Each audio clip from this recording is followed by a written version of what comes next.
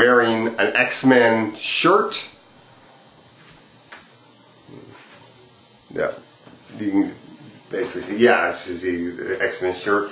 I want to talk about what's happening with a future X-Men movie, Xmen Orgins Wolverine 2.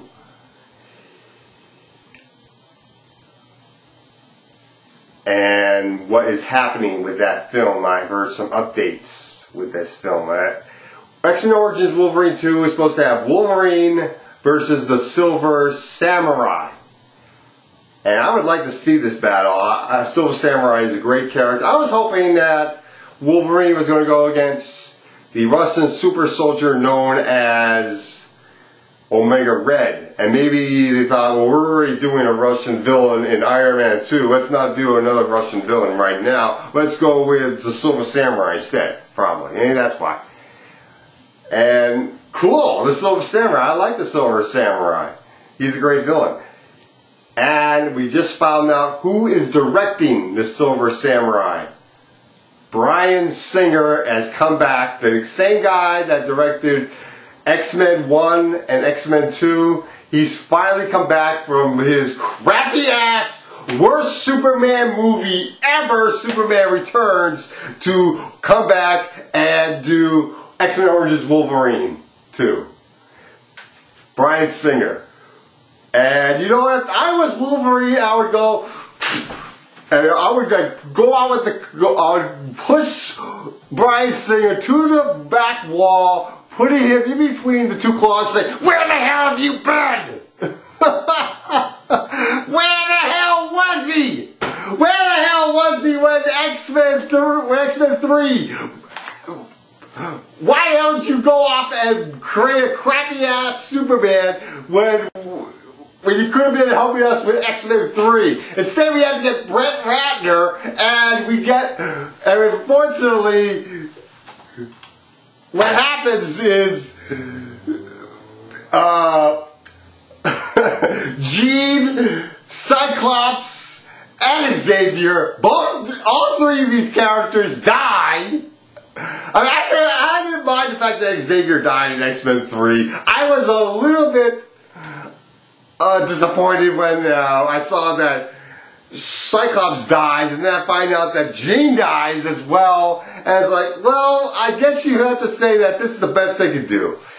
I did think that they told the Phoenix Saga as best as they could, because you really need a lot of money if you were to try to do a live action version of the Phoenix Saga as it is told in the X-Men comic book. Because you got the Shi'ar, which is an alien race.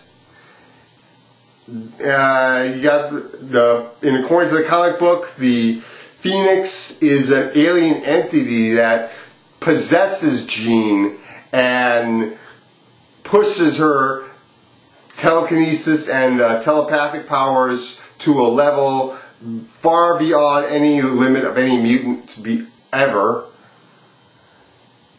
To give her superpowers so she can control this Mcron crystal. She can be the guardian of the Mcron crystal and try to prevent this evil alien Shi'ar guy named Deken, who's trying to become one with the Mcron crystal and try to rule Shi'ar, and it could also destroy Earth, because somehow these two, somehow the Mcron crystal breaches these two. It could create a whirlpool, yeah, a black hole that could suck the Earth and the Shi'ar galaxy in.